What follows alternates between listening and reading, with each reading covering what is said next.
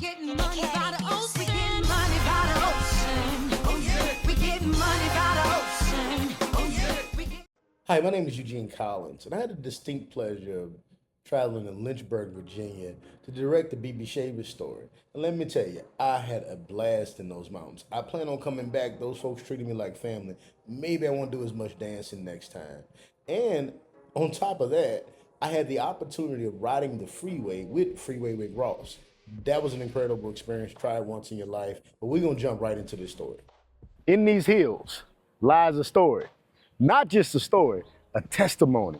Not just a tale, an urban legend with a country soul. Led with the procession and tune of a drum line with two letters that echo consistently, BB, BB. In these hills, the spirit of BB Shavers not only lives, it breathes.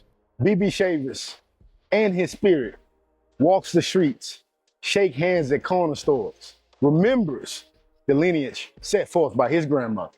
He was a star on the football field at EC Glass, but before that field, this was the field where he broke ankles. But just like football, life can tackle you harder than any linebacker can.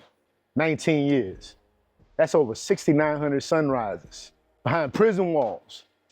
He's a movement in sneakers, a walking parable, what redemption truly looks like. BB didn't just come back, he rose back to the cribs, to the corners, to the chaos. BB brought passion and purpose everywhere he went. And not only did BB bring that passion and purpose everywhere he went, but he made sure people got seen. And he supported his local black businesses. This brother understood what it took to have community. Put this on you if you don't mind. Sure. Right up here? Yes, ma'am. Okay. All right. We get to see BB a lot. We have the honor of having Freeway in the house again today. This is his second time stopping by, and we really appreciate it. Appreciate the love. Looks like he's enjoying his food so far, so we really appreciate the love. Can't have my teammates eating anything. That's right. Man, today is, like Unc just said, it's history being made. It's giving us an opportunity to bring a story back to Lynchburg, Virginia, that's being told from somebody that's living. You know, so many times, like Unc, you know, if you think about Unc, I think between the both of us, we probably did about almost 50 years in prison. You gave him almost 20-something, Unc? 20 and some months. So he gave him 20 some months. I gave him all together about 22 and some change. So like, why is today big, man? And why is it big for you to come down here and support me? Man, my man came up to LA, he saw what I was doing, he duplicated it. You know, in the black community, they say, oh, don't be no copycat. Well, my teacher told me, make sure you copying the right cat. Nobody does nothing on their own. Everything that we do, we've been taught to do it. We learn it from somebody. We may not know who we learned it from, but we picked it up from somewhere, you know. One of my teachers used to tell me that if nobody ever told a baby to stop using the bathroom on themselves, how old would they get before they stop? And I couldn't answer that question. We was in North Carolina at the podcast in Raleigh. And Unc said some of the most powerful stuff in the world. And this is a message to everybody here that especially been incarcerated, male, female, or just making decisions. Unc said, it's man, what made you do different that you ain't do last time? You know what he said? Made a decision myself that I ain't gonna go back and do that no more. It's man, I remember, like I say, in 1995, shout out to my mother, Miss Helen, you know what I'm saying, Pop Press. Man, my mother got married when I was locked up in Greensville, about 100-some degrees outside. And then you got, you know, your mother get married, you can't be there. You got 35 years, and you in the place where, the nickname of the place is called Vietnam. What the hell? You in prison, Uncle, they got a place called Vietnam. So what do you think happened to Vietnam? Yeah, how many people made it out? And then the people that didn't make it out, what was the effects to them? Right, a lot of people, man, when you get out of incarceration, especially as you're doing the races that Uncle and I did, it's like, man, who gonna be the person? Man, we're going back. So this brother is a unifying element all by himself. He can bring people together from all walks of life, all backgrounds, and is rooted in his deep love for history. Not only can he tell you succinctly the history of his family, but he can also tell you the history of Lynchburg with almost absolute professionalism. And in addition, he just tells some great stories. You want to listen into these next few segments. Continue to win. Hey, all right, all right, all right. Inspiration. Hey, man, guess what happened? Hey, guess what happened? I hear great things about him in the community. And yeah, he comes in and shares some of his stories with us. Yeah. They say He's legit.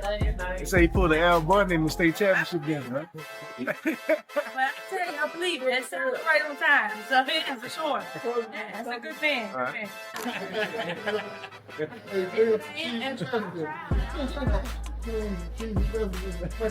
Hey, how you doing? Spent a lot of time here. Like I say, my grandmother, man, she had 7 daughters. Aunt Barbara, Aunt Joyce, Aunt Margie, Aunt Paula, Aunt Sandra, my mother, and my other aunt, Aunt Betty. And I think we had, man, it was always 70s, 60s, the crew. But it was growing up, it was, you know, man, kids. You know, you watch Wild World of Sports. You watch Fat Albert and them on Saturdays. When I first went to prison, right, all of us balled together. But when I first went to prison, I mean, the jump Fifth sent me like 8 books. Now, I was like, man, different on wars, all types of different. I'm reading. Man, Bama coming to jump, talking shit, and he didn't go the right way for him. So, man, the Shavers, what? Pack your shit up. You going back to Lynchburg. Oh my God, damn, man. Hey, what happened to my books? Yeah, fuck your books. Pack you up now. I said, okay. I see now it's gonna be a long journey. I ain't think it was gonna be 19 years later. See, when they lock you up, man, I tell you, I went in February, no, it was July the 29th, 1993. And when I came out, it was February the 12th.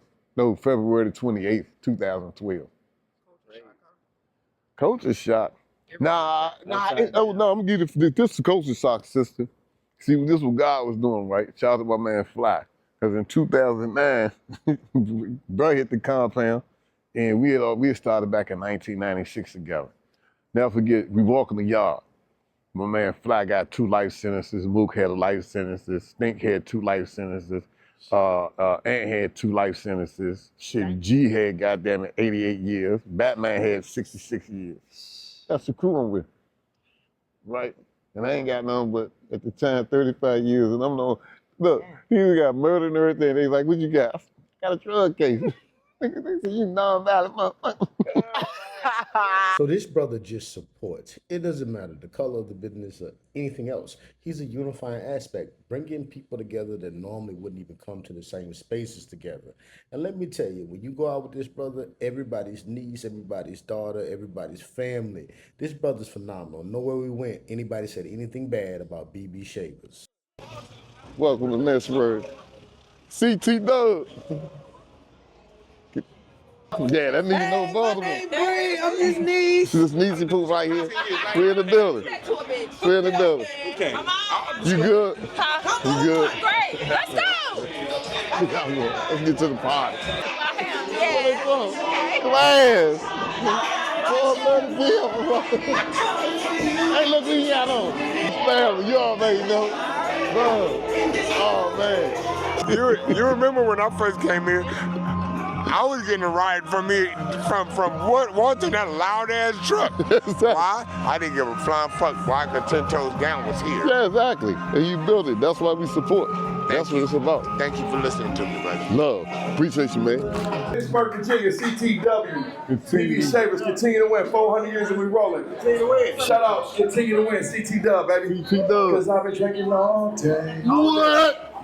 Make sure you tell somebody you love them, and guess what? In Jesus' name, you will keep partying. Amen. So what makes BB so important in Lynchburg? The resilience. You got to be able to shake back. You're going to always get knocked down. That's life. That's every day. We always on a struggle. Everybody's struggling. The economy, money, finance, everything. Everybody's struggling, but he always shake back. Regardless of what it is. Always. You got to get back to your community and pour back into it. That's where you started from. Pour out back to your family and the people that you love inside.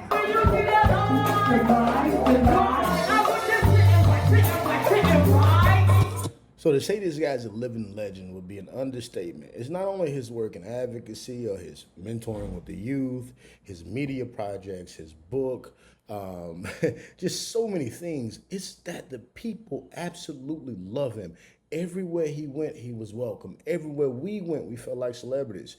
BB Shavers is beloved because he make people feel love when they're around him. And it's amazing to see. All right, sit down. That's my daughter. That's a cop. That's your daughter? Yeah, that's a real daughter. She worked down here. So what I do at nighttime, sometimes I just pop in, ride through, because you see the police down here. So you gotta be like, all right, there's the police down here. One time we did, actually we used this thing called 40 Ways Coalition. So, like I was telling Sis, one of the things I actually do is, a lot of the people, like you'll go to the meeting, and I'll be like, hey man, you know what, my daughter worked downtown, right? So, if y'all gonna ride through, just doing your job. But don't you think if you're gonna ride through, if the club gonna close at 2 o'clock or whatever, most African Americans has been trained since birth that when the police show up, we can get the hell up out of here. If you leave, the ones that act stupid, if you got some educated African Americans around, they're gonna say, man, don't do that, right? Because people have been beat down by the police or something and know that police get involved, especially at night. You don't want to hear that phone call 1 o'clock, 2 o'clock, or whatever that the police got you. That's the last thing a parent want to hear. I go to the meeting about 3 or 4 times. It's like, yo, my daughter worked downtown, protect her. Because if somebody do something to her, as a parent, father, like, hey man, what's going on, right? Then if you got a father that's been dead 20 years in prison, you got to think, damn, okay, how do we solve conflict resolution? How do we have positive conversations that don't lead to incarceration, death, or just some young people stupid? Man, I was in, I'll forget, I'm in Cleveland, Ohio with my wife. And we up there, wife do travel nurse thing. And we in Cleveland, Ohio. And I never forget, where we just stopped, my daughter, she called. It's like 2 something in the morning. I'm like, what's up? You good? She's like, CTW. I'm like, what's up, princess?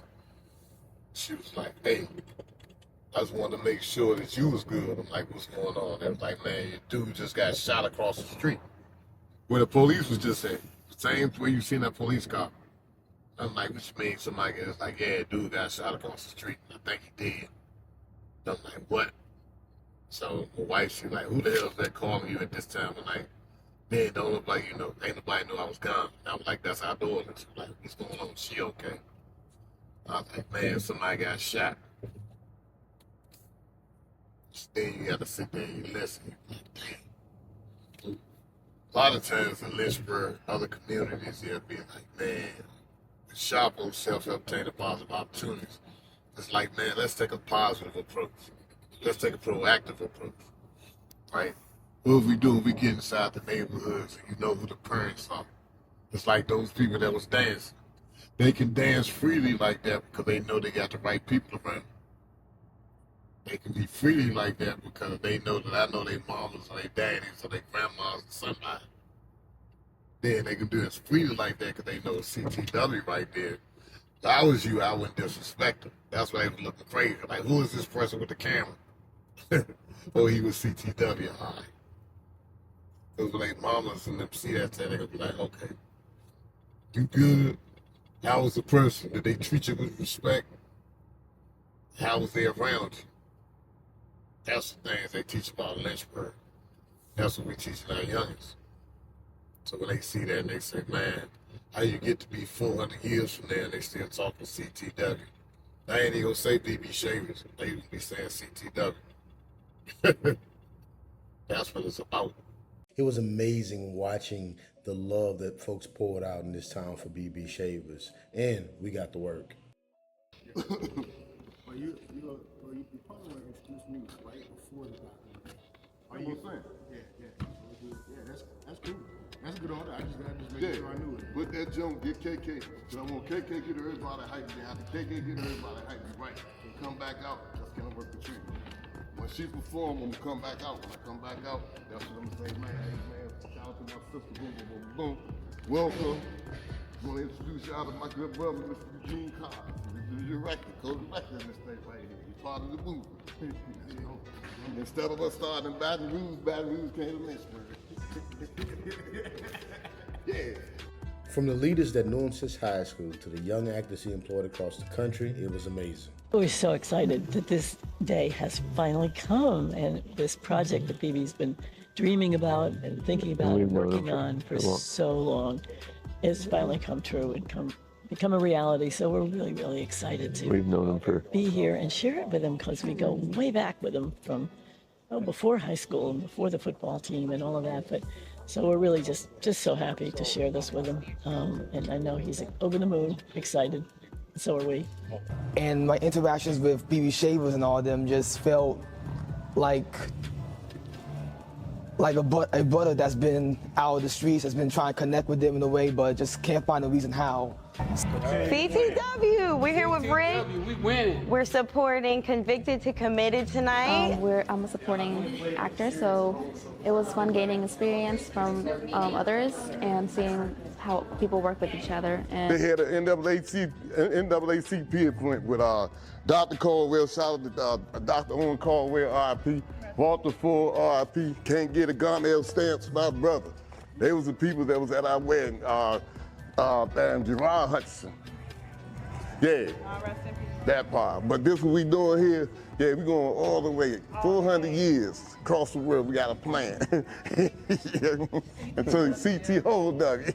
You played BB's mama, right? Yes. I got an opportunity to spend like 45 minutes interviewing her, right? Okay. And it was a lot longer than what I expected, but she just had so much knowledge and About her kid? About her kid, and just a wealth of information. And she cracked a few jokes on him too. Like she was a spitfire. So that's heavy. How was it like playing BB's mama? It was comfortable. I know that's such a weird thing to say, but I did. I felt really comfortable. I felt like I understood like his story a bit, because I got a chance to talk to him about his life and what was going on. So, and then I'm also a boy mom, so it was easy, kind of like a little parallel to my regular life. So I felt very comfortable. 30 seconds or less. What makes BB great? What makes BB great? His persistence, period. Persistence. No matter what happens, he's going to keep pushing. And that's really what separates a winner from a loser. You keep pushing, no matter what happens. First and last name, Zakiya Murphy, Zakiya, Murphy like Eddie Murphy, and I'm playing Bunka. So, sister, you got an important role in this film. Like, you're playing BB's wife. Yes. Like, that's heavy. What's up with that? Yes, I'm excited. I'm happy to get everybody in on it, and we get a chance to see, yes, BB as a businessman, BB as a community leader, but hopefully as the series go on, we get to see him as a lover, as a husband, and somebody that is supportive. I think that's fantastic. BB Shavers, what makes him great? What makes him great? He's lovable, he's open, he's honest, very admirable, and very focused and very direct. He's also a fantastic listener. Any concern that you have, any concern that I've had on set, I've spoken to him, and I never felt dismissed or ignored or anything like that. My shoulder is what we call in Daniels Hill in Lynchburg called a point of honor. The point of honor sits on a 746-acre plantation. We're right here at Daniels Hill, and we shoot Convicted to Committed, the Ronald BB Shavers story. The story about growing up in Lynchburg, growing up in Daniels Hill, overcoming oppression, racism, poverty, all those things derive out of here at Daniels Hill. But also some great people came out of here in Daniels Hill. Some great, great people. Former NAACP president, Mr. Eugene Collins, has been kind enough to bring a superstar team to Lynchburg and do the documentary. Everything I do is God-led. God always said you gotta be a good steward. And in being a good steward, once upon a time, we used to always think that you had to do things by yourself, right? And I think this year was the first time that I was clarified knowing what my assignment is. When you hear B.B. Shaver say understanding the assignment, it's basically understanding your history. Understanding, man, where you come from. A lot of people be like, man, BB, where you get that fire from? Where you get that passion from? And I tell them, you grew up in Daniels Hill, you ain't got it. Everybody over here, we go hard. We fight, we cut. A lot of times we drink too much too. Sometimes, man, we grew up over in the neighborhood. One thing we was doing probably 9, 10, 11, 12, 13. Our favorite saying used to be, what's up, Charlie? Man, let me get a quarter. Let me get a 50 cents. And then you ain't had no education because once you got your quarters and 50 cents, you're going right to the Miles Market and get you a bumper. And a bumper is just a quarter beer. Then if you get enough 50 cents, guess what you do? You go get you a 6-pack.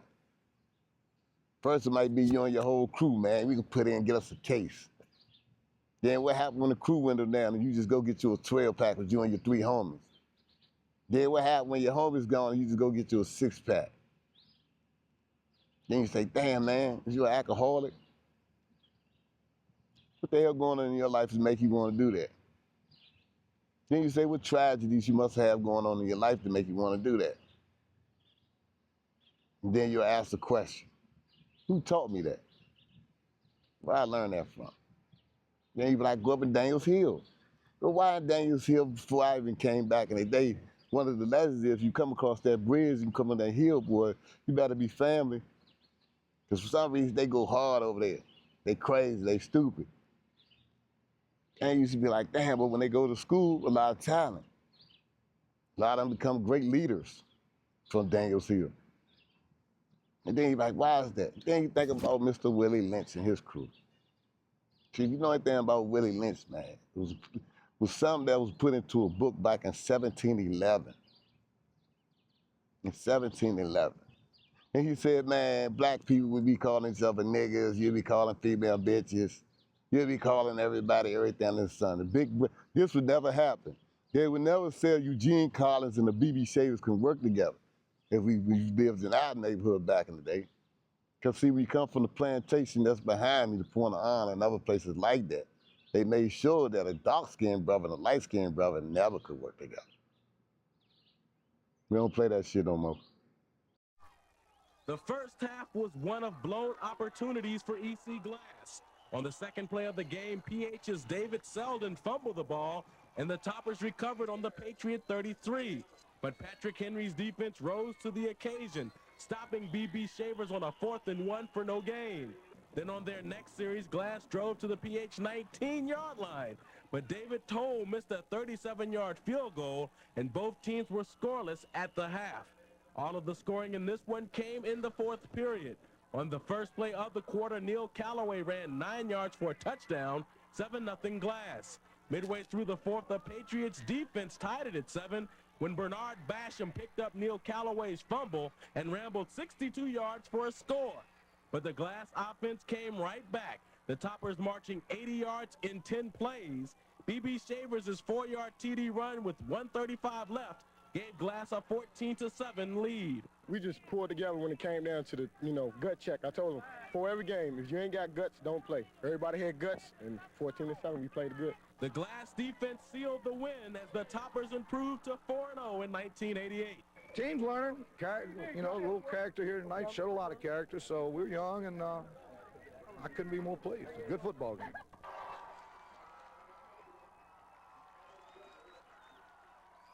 Now we're getting money by the ocean. We're getting money by the ocean. Oh yeah. We're getting money by the ocean. Oh yeah. We're getting money by the ocean. Oh yeah. We're getting money.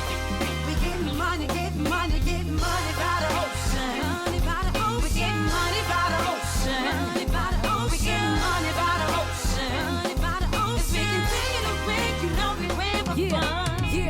money. East to West Coast, all legit money.